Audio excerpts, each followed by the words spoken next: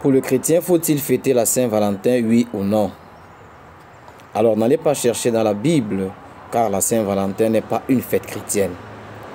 Au IIIe siècle, l'empereur romain Claude II, qui avait des difficultés à recruter des soldats pour envoyer au front, s'est dit que la famille devait en être la principale cause et décida d'interdire les mariages.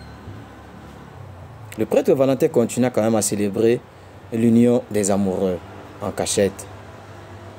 Le souverain, apprenant cette trahison, condamna Valentin à mort.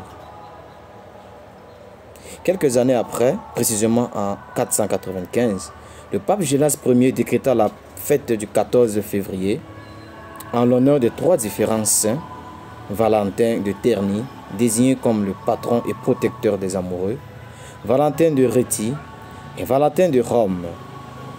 Ce fut un bon moyen aussi pour le pape de remplacer la fête païenne qui existait à l'époque, appelée Lupercales, qui se déroulait du 13 au 15 février et qui célébrait Faunus, le dieu romain protecteur des troupeaux et de la fécondité. Des festivités qui finissaient souvent par des orgies et des désordres.